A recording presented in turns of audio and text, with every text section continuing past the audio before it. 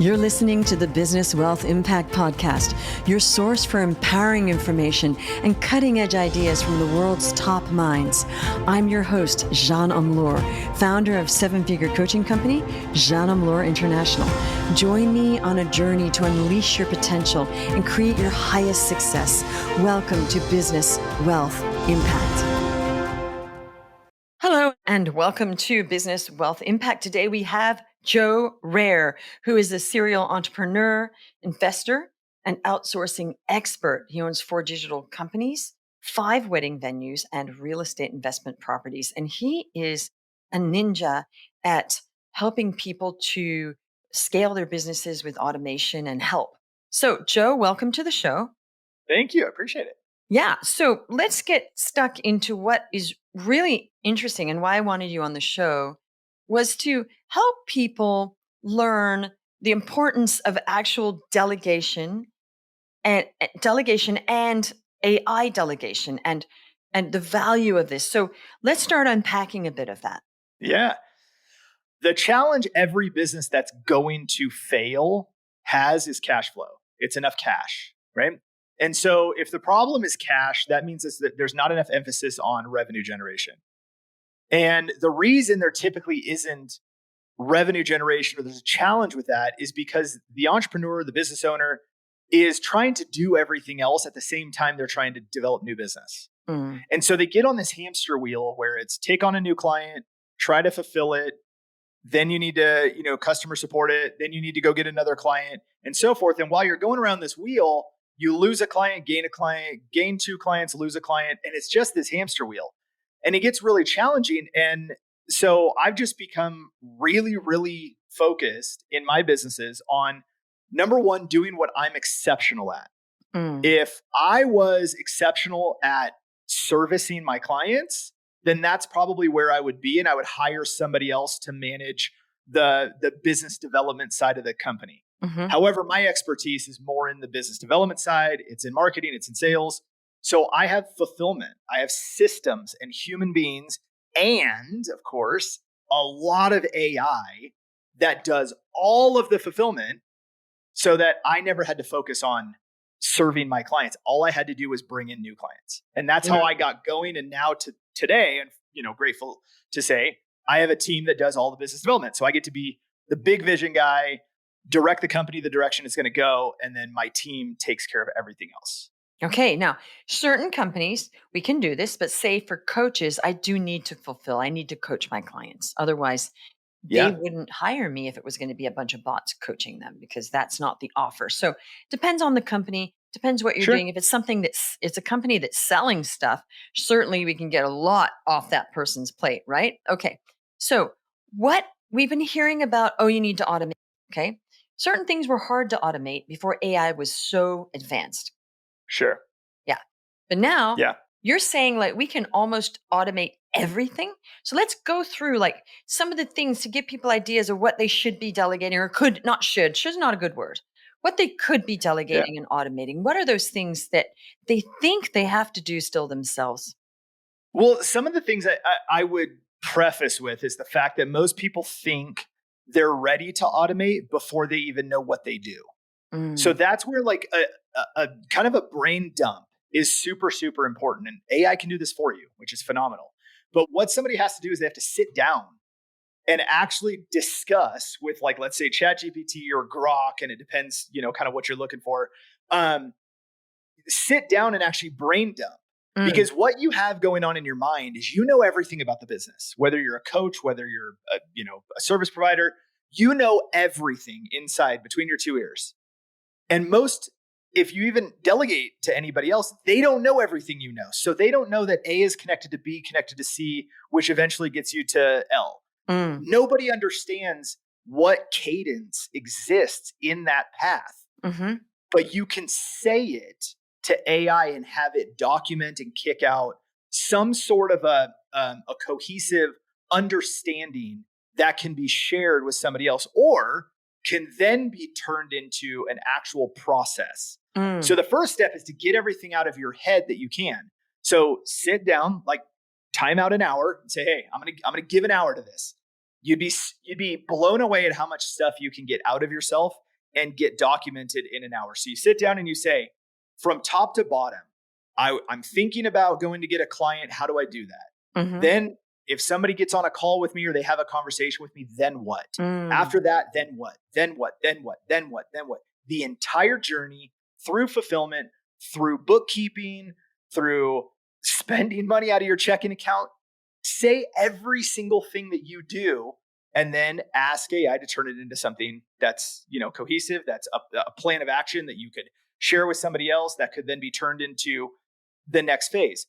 That is the first part, because you could ask almost any coach, you could ask almost any business owner and say, well, like, what can you automate? Well, I don't know. Or, well, you can't automate parts of my business. The only reason they think some of that is because they don't know what they actually do. And so that's the first part, is getting it out of you. Because if you think about it, like, let's use coaches as an example, because we both obviously have done some coaching. Mm-hmm. If you just think about that, every coach is trying to deliver, yes, their time and expertise for the person. Mm-hmm. But almost every coach is also trying to deliver some sort of an asset, some sort of a tool. Hey, here's a write-up about this. Here is my quick start guide to this. Here is my cheat sheet for this. Here is how I want you to take the next steps and plans. So you get on a call and you're coaching your client, and you use Fathom Recorder, Mm-hmm. right? And you take Fathom Recorder, you take the transcript, you kick it into AI, and you say, I need all of these things to come out of this one conversation, and I need it to be this comprehensive plan for the client. I needed to do this, and I needed to do this. And there it is. Now, you don't even have to do that yourself. You coach your client, have a virtual assistant, go in, grab the transcript, go do your recipe, your prompt recipe.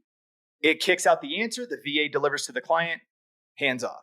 Got it. And now the only thing you're doing is talking to your client. Got it. Okay. So a lot of people don't work that well. Just like for me, I would never have to do that, because we got on a group call. They're there. It's all recorded. They can listen to it again, or it's a one-on-one. Basically, we don't have to do that extra step. What was interesting to me was all the other work. I think the value is not so much, coaches don't really work that way, Joe, so much that they need to. I don't know any coaches that need to pull out of that and get an action plan, because usually they're just writing it down. It's really the value, because we're going to be spending that time anyway. The value is all the other things that aren't coaching that coaches don't want to do. And I'm just using coaches as an example, because I'm a coach. Okay. But I think what I feel, because I'm really into AI, but it's always, how do we get the AI agent to go in? And you're saying we don't need a bookkeeper. That's what you're saying. We don't actually need a bookkeeper anymore, because AI could do that.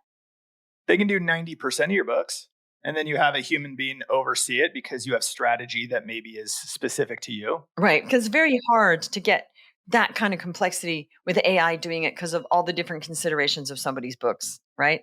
Yes and no, because, even in things like QuickBooks Online, right, you're developing rules that for the most part, like let's say, credit card statement, bank statement, whatever gets punched, gets uploaded or auto pulled in. You run a reconciliation, it adds all the rules to it, and voila, your books are pretty much clear. So you could save money on a bookkeeper and the back and forth. You can save a ton of money. Now, I think that you should always have somebody overseeing your finances, because even AI makes mistakes, right? We all know this. Yes. So, yeah. Oh, yeah. So I would do that. But I mean, for the most part, you can literally just go ask AI, here's what I'm trying to do with my books. Here's what I'm trying to do with my finances. Here's what we're attempting to accomplish. What's the best strategy for QuickBooks that we could use to execute XYZ? Boom. And then it tells you the plan, then you put it in. Okay. So then how do you get AI? The one thing that I think we struggle with, that people that are not doing this, because my friends are all saying, oh, I have an AI agent that does all that and created this. I'm like, okay, great. But I think what we struggle with is actually getting AI into our books. Like go in there and pull that out. You have to, I guess, give the login to AI, and they're going to go and do all that, right? I think that key, and just honestly, and I think there are probably a lot of people that can relate to what I'm going to say right now. It's getting that part plugged in. Correct. Makes sense? That's the 100%. Part. Yeah, we see it every single day. I mean, we know it can be done. Yeah, that integration, that one piece where it's a very technical, go in and set this thing up so that the two things talk to each other. That's a big problem. Right. And so most people get frustrated. They're like, well, I don't know how to do it. And then they just abandon the whole idea. Right. Well, yeah, so we have virtual assistant. We have a team that knows how to do those things. And the cool thing is usually once it's set up one time, you don't have to keep resetting it up. Now, sometimes connections they disconnect and you have to Right. go back in and Yes. reintegrate them. Right. However, It happens. but yeah, for the most part, it's kind of a one-time setup. You get the thing going the way you want it, and then you're good to go. Except that a lot of these, they're sending phone codes. So then the AI is going to get Yeah. blocked because the phone code. So I guess the AI is going to say, "Hey, Yeah. the AI could say, "Hey, I sent a phone code," and you're just as if it's a person, I guess. So you can use things like Google Voice. You could use things like, we have in our CRM, we have things. So the text goes in, the virtual assistant sees it, plugs it in, and so forth.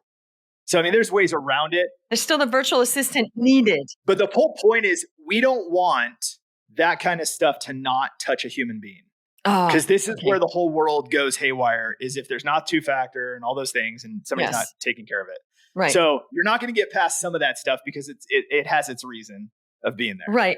No, I was saying that you can't. They say, "Oh no, a human," and I don't agree with that. You have to have some human managing all this, right? Yes. Yeah, that's what I thought. Think about AI as it exists. AI as it exists requires a human being to train it, prompt it. You have to be able to give it the information, which is input. If there is no input, there is no output. Mm-hmm. Right. Like computers. Prompt engineers, people who are good at prompting the AI and explaining it or training it and they're the ones who are phenomenal to have on your team. Because they can just basically take this process that used to be 10 steps long and shrink it to 2 for you. Right.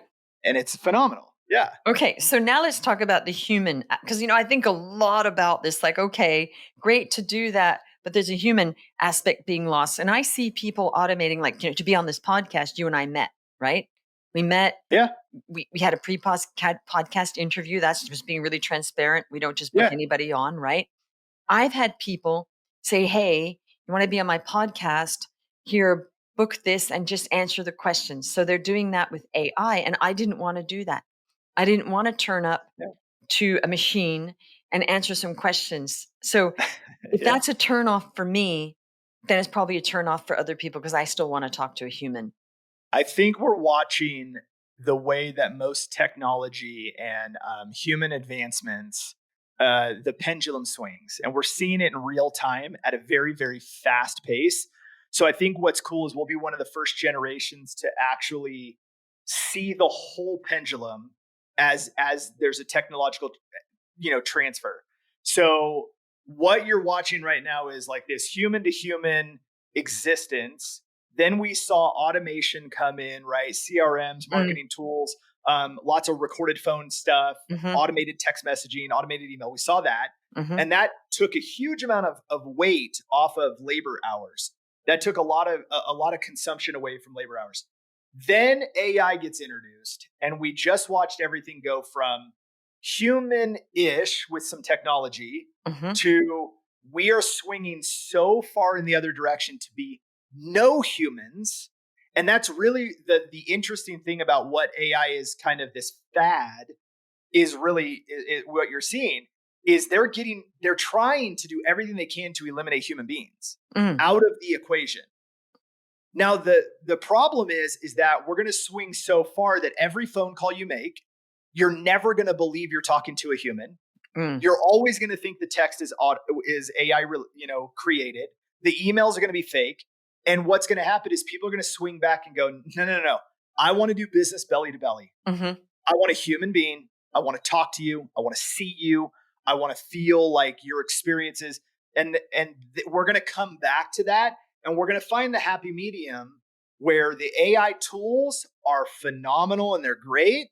But the human connection, we're going to come back and have some of that. Because the one thing that AI can't do is have a human experience. Although they think they're going to train it to. They are, but the difference is that if nobody tells the AI the experience occurred, then the AI doesn't know what the experience is. Right. Yeah. So you take human emotion, right? So we were just in Hawaii with my family. you can't explain to a robot what the view of the mountains in Kauai with the beach in Honolulu Bay with the waterfall, you can't explain and actually make anybody feel like the robot can't feel that. No. They can't have the experience that I was standing there with my wife on the beach. You can't recreate that. Now, if I share that to the internet, the AI can mimic it. Yes. But it can't have the experience. No. Because that's a human experience. Okay. And that's where I think that when it comes to business and sales, people are going to come back to wanting the human feel of the exchange. I want to give you my money because of our human experience in the process. And I think we'll see some of that come back, but it might be a few years. Okay, so I'm going to say something that's probably not that PC and probably going to make me unpopular. Sure, let's do it. I don't care. This is my favorite. Here we go. Yeah, this is the deal. Not with you. I mean, honestly, I have found over the years that getting people to actually listen to instructions has become much more of a challenge. And I thought it was me. I thought, what's going on? And then I've spoken to a lot of business owners and psychologists and all sorts of people. And they said, indeed, it has gotten harder to have people just listen to instructions and fulfill simple orders. And the fact is, with all this leadership of treat your employees well and love on them and, bonuses and everything, I was just thinking before I got on, I said, yeah, but wait a minute, I'm going to start a movement where it's just, please just do what you're told, dot movement. 100%. Right? 100%. Please just do what you're told, dot movement. Because the fact is, a lot of this is not rocket science. And there is a point where people just need to do their job. They just need to listen and they just need to follow instructions without all that PC stuff about, and I'm thinking it's getting to a point where there's so much leadership we got to get through just to get something simple done. And I'm personally a little fed up. I'm beyond fed up. I have hundreds and hundreds of staff members. If you don't think that we see this at scale, oh my gosh. And the amount of emotional nonsense that exists drives me crazy because it's super simple. You have a job and let's say that there's a checklist of 5 things that have to get done. It doesn't matter what your reason is. 5 things need to get done. Just do it. Just do it. Just do it. Check the box. Check the box. It's a human. I actually believe I have a little bit of a theory. The theory is that because it's always been, not that you shouldn't treat your people great. And I'm not saying that. I was a leadership coach. I agree with that. People have been babied. Yes. Babied to the point where if you kick them in the ass and seriously reprimand somebody, they think you're a horrible human being. And I'm like, well, no. The only thing that needed to happen was you needed to do the 5 check marks. Yeah. That's it. Yeah. Why do I even have to ask you 2 times? Let alone here we are again, right? And this is just, we're finding it across every market, every industry with people all over the world. It doesn't matter where they're from. Name a country and we've experienced it from that country. It is existing because everybody has been babied and they've had it so easy. And to be honest, I think if you were to look at the tech movement and the ability to make money on the internet, the side hustle movement, the freelance movement, all of these things made it is impossible not to make money on the internet. Right. It's you have to attempt to do things wrong not to make money. And I think because money is so easy to make and there's so many people that you can go do a gig for and do something for that you can just make money like that, there's no accountability anymore. And it's kind of like nobody's brain is fully focused on the task at hand because they're thinking of 2 other steps forward to do something else. And so I think that we've made it so easy that we're creating a really challenging work environment. Okay, that is so interesting. And thank you for that, because over the years, I thought, I actually asked my daughter, I said, is there something, the way I'm explaining things, that it is like I'm speaking in a foreign, she goes, no. I said, so when I'm explaining, she goes, no, you're very clear. I said, then why is it that it's so hard to get people to just do basic stuff now? Just 2-step process, then they'll put a 3rd or a 4th step. Why'd you put the 3rd? Oh, I just thought that's what you wanted. Nope, not what I wanted. I wanted vanilla and you gave me chocolate or with fudge and brownies and everything. I didn't want that. I just wanted you to follow simple directions. And Yeah. it's just me that gets frustrated with this. And I'm being really transparent to my audience that I feel for you. And I thought if I'm just super honest and transparent about this, well, you just explained to me it's not just me. So thank you for that. But you just think, and I agree with you because, there's a lot of research about not just Gen Z, but a lot of Gen Z. And I'm not against Gen Z, but they have been coddled because the helicopter parenting. Sure. Oh, 100%. Yeah. Helicopter parenting and everything like that. But I do think it is a lack of being able to pay attention because of social media. That too. I hate social media with a very deep passion. I hate social media. I don't think my kids will have it until they move out. Genuinely, and they're too young to have it now anyway. But I think that it is probably one of the greatest, worst, things that have ever been introduced to our society. It brought massive exposure to the world, which could be fantastic.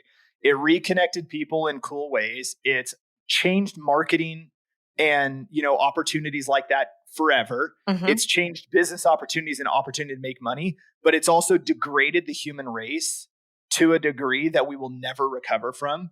And some people say Gary Vee will say, it just exposes who people actually are. Right. And that might be true, except people held it together before social media. I don't actually agree. I think it pushes people to act in ways that they're provoked to act in a certain way to compete with other people that are acting in a certain way. True. Right. Yes. But okay, I'm not against social media because I made a lot of money from social media. Yeah. However, I'm not on social media just sharing everything and I'm not consuming it. And my kids my kid had to turn 18 to get a cell phone even. Wonderful. And by the way, it's locked. So it's just for texting. Yeah. So she's like, please. And I said, well, you're going to have to stay off social media if we do that.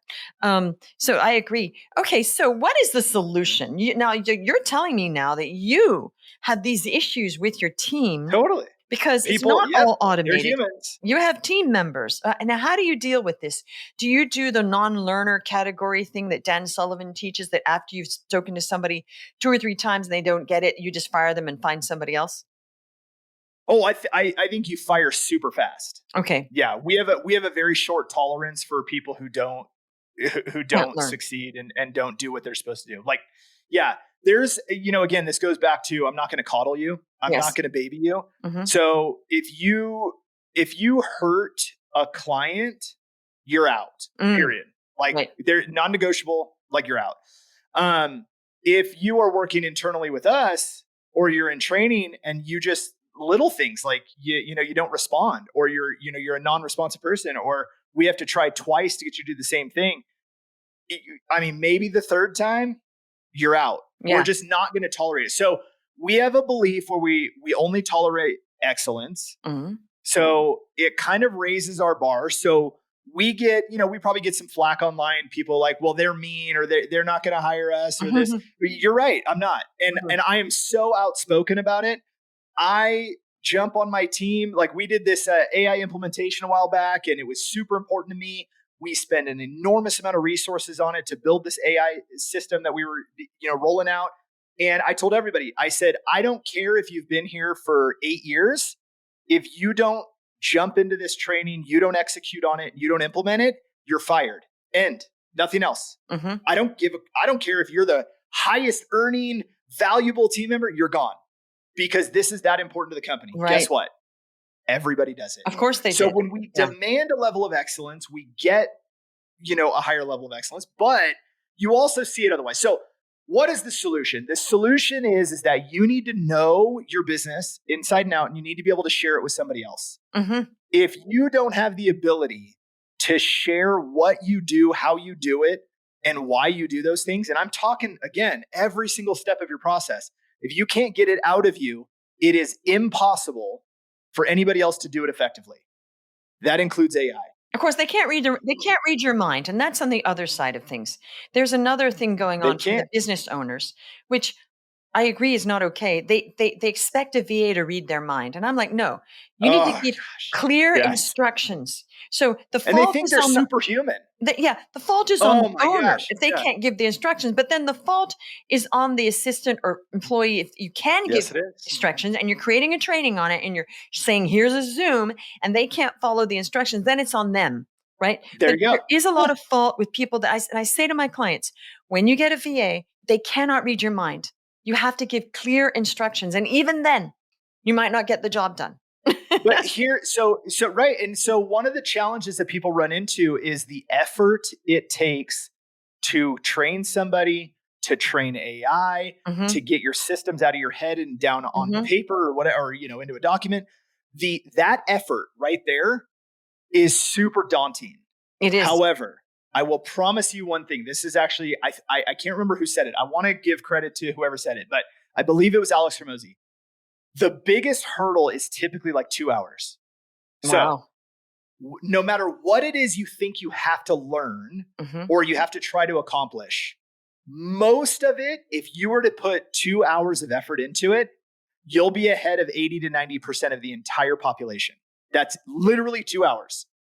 And so when you're looking at delegating anything in your business, if you're looking to use AI for anything in your business, if you're willing to invest 2 hours, Mm. you will be miles ahead of everybody else. But the craziest part is once you get past the 2 hour mark and you kind of get that stuff out of you and you get the training started and you work with somebody one-on-one, the rest of it feels super easy and it comes really fast. And so all of a sudden, what you believe is going to be like this 2-3 hour window turns into 15 minutes and Wow. it becomes so fast. And then here's the cool part. Once you get a staff member, let's call it a virtual assistant or AI to do, but you start with a virtual assistant, you get some things off your plate and you say, okay, great. Here's what I want you to do. Now you turn to the VA and you say, please create SOPs on what you're doing. Mm. They create the standard operating procedures. So now all of a sudden you go from, I taught it once, somebody else is now doing it. So I have the time and energy to put towards my expertise, sales, growing the business, revenue, all those things.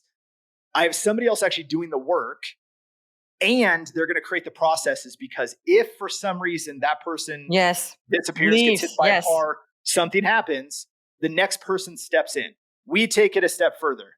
Whatever you physically do in the business, whatever you work on for yourself or, for us, a client, whatever, it gets documented, shared with ChatGPT. We have dedicated accounts for every single client. We Mm. train the hell out of ChatGPT for that client. We know Mhm. their voice, we know their tone, we know the business, we know the service, Mm. we know how we do things, what we do, why we do it. If this dude gets hit by a car and he can't work, we put somebody else in. Hey, ChatGPT, give me a full breakdown summary of what's been worked on, where we are, da da da da. Here's a summary, go. And the Right. new person steps in, they take over, and they run the business. Last piece, if you decide you want to sell your business and you turn and you look and you go, hey, every single thing you want to know about this company Mm. exists right here in this little ChatGPT account. Mhm. All you have to do is ask it for it, and it'll tell you everything you need to know. It's great. You got the resource center built. That's right. Yeah. The cool part is the resource center happens to be one of the biggest companies on the planet, OpenAI. So that's pretty amazing. Sure Yeah. is. Yeah. Well, very, very helpful. So basically, the 2 hours, it is daunting. So what should Yeah. people do? They should, let's just help people. They should Yeah. open ChatGPT and say, hey, I'm going to give you every single task. And as they think about it, it'll get longer and longer, right? Every Mhm. step in my business, blah, blah, blah. And then ChatGPT knows, and then you go from there. I got an easier way for you. What? I'm going to make it easier for them. Go to ChatGPT and say, hey, listen, I want to create standard operating procedures for every area of my business. Mm-hmm. Ask me the top 50 questions you need to know the answer to Mm-hmm. in order to create all of my processes for my entire business operation. Mm-hmm. I'm talking about from the conceptualization, the thought process of a marketing campaign, all the Mm-hmm. way to the sale, all the way to fulfillment, to how the money enters my bank account, to how we handle my books. I want you to be able to document every single thing. So ask me every single question you are going to need to know to be able to execute it. Then it's going to give you more questions than you ever wanted to answer. However, you'll be able to answer all of those still probably in that first hour. Okay. So you answer all of the questions, you get to the bottom, and then you say, with this input, what else do you need to know so that you can, again, reference what you already said, create every single process that I could possibly need for this business. And you can even preface it one more way, so that I don't have to exist inside the operations. So then it reads all of your responses and then it kicks back. Here's some clarifying questions for you. And it'll ask you 5, 6, 7, 10 extra questions. You go answer those. Repeat the process. Are there any other questions that you need to know in order to execute da da da da da? And it might do that 2, maybe 3 times. And then it's going to say, great, I've got it. Boom, here's what I'm going to create for you. And then it's going to ask you, what do you want to start with first? And then you go boom, boom, boom, boom, boom. And then you create it. And that is unbelievably easy. You don't have to actually do the work. It is drawing the information out of you because it's asking you the questions. So you don't have to sit down and actually write it yourself and try to think of it all. It's going to trigger you. It's going to ask you the questions. So that's the first place to go. And you'll have so much done out of just that. You could probably just hand that to somebody and hire them with it and be like, all right, I'm out of here. Go build all this. It's so easy. It's just not that hard. Then you've got to start showing them the bones, like how to log into here and find that. And, you still got to go through all that. You do. Yeah. Yeah. So again, you can just say, all right, well, what's our tech stack? Right? What does our tech stack look like? Great. Is everything in something like LastPass? Right. So then you go, okay, great. Hey guys, here's how you're going to go in. Because if they're going to work for you, they should probably know how to use the tools. Right. You don't hire somebody that doesn't know how to use the tech stack. Yeah. And if you do hire somebody, then you got to train them on the tech stack, or again, you make AI train them on the tech stack. Right. Not that hard. And then you just go, hey, LastPass, share my logins. Do you want to hear something really funny? I don't use LastPass because I know LastPass has been hacked many times. We don't even have anything on the So is your bank. Yeah, but at least we So have, it's like, name a major company that hasn't been hacked yet. Right. But having your logins on your computer is kind of dangerous. Having logins saved anywhere is dangerous. And here's the philosophy, in my philosophy. If somebody wants it, they'll get it. Like a lock is to keep honest people honest. That's all it is. And you know what? You're going to go as far as you can with the security that exists. And if Google can be hacked, if, X.com can get attacked, everybody can. Exactly. And so you do the best you can with what you got. And that's that. And the reality is, sure, I've seen tons of compromised passwords and dark web this and all that stuff. Yeah, it's true. I don't know a way around it, because if they can hack Google, Joe, I got to notice that my stuff, I have like these, I pay for this service that scours and, monitors. I got to notice all your information's on the dark web. I'm like, okay, I better go change that.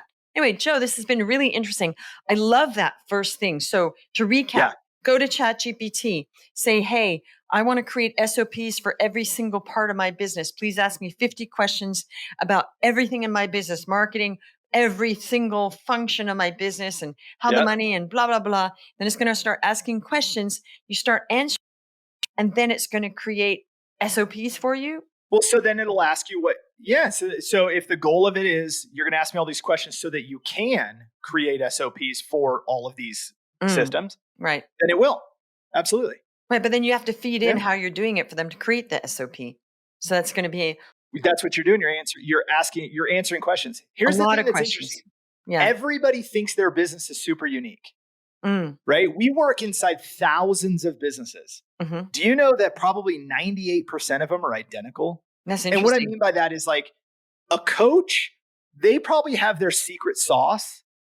But for the most part, if you think about the tech stack that they use, how they acquire clients, they're all a variation of a few different things. Yeah. And so the structure of most of what they do is the same. True. And let's take the tech stack is very simple usually. Yeah, Unless they're running 100%. if they're not running ads, it's super simple. Yeah, that's Really. right. Super simple. Yeah. And so you get an SOP back for, hey, our client acquisition strategy through Meta looks like this. And Mm, then you read it and you're like, well, this and this are different. mm, Tell ChatGPT, these things right. are different. This is how we do it. Boom, it fixes it. Done. Done. Okay. Well, listen, Yeah. highly helpful for people just to get over the emotional, there's this emotional, right? This can't Yeah. get past that. But it's interesting to hear that 2 hours. And I think there's this emotional pain, which is sort of like, that emotional pain of when you have an attic with all this old stuff from the family and Yeah. you got to go open the boxes. I Oh, for think it's the sure. same kind of pain of going in. I'm going in Yeah. to open the box. Do you know that what I'm talking about? Here's something that I've noticed, and I'll kind of leave you this because I don't want to take too much more of your time. But like one thing that I've noticed that's been very interesting is when the way you said that was perfect. Mm-hmm. Because you're right. It is like they're opening an emotional box. Here's what I've seen. I've seen that emotional box is usually full of like their bullshit. Mm-hmm. It's full of their business bullshit, right? They're going to open it up and they're like, well, to be honest, this process that I use for, how I actually reach out to people or how I do my social media or how I, do that. This is a total disaster. And they don't even want to step into it and go, I have to explain this to somebody and try to get them to do it because it's a shitstorm. And so what I love is when you do it with like AI, it's 100% agnostic. It doesn't care. It has no connection emotionally to you. It can't make fun of you for it. And you just open it up and, some of my responses are like, oh crap, we're supposed to have a process for this. We don't even have one. We've never even thought about that. That is probably pretty important for the business. We should probably create something to do it. How would you do it? Or, hey, my social media planning is awful. We post once a week or what, you know what I mean? Like, go in there and just be completely candid and be like, yep, that process doesn't exist. So right. I don't know. I got nothing to say. You're right. It takes the shame out of it because it's just it's not a person. But damn what I'm saying. There's that like, and also, are we still doing that? And I think that's a real thing that we got to go. It is. And also it is the procrastination of, oh gosh, I got a new task to do, right? It's like another whole new task. And people usually are pretty stretched. Well, listen, Joe, this has been very interesting. Thank you for, coming on the show. Yeah, my pleasure. Yeah. What's one philosophy or mindset? Because you're super successful. What's just a philosophy or mindset you want to leave everybody with? Go fail. Awesome. Go fail. Love it. Fast. There's a mic drop. Go fail fast.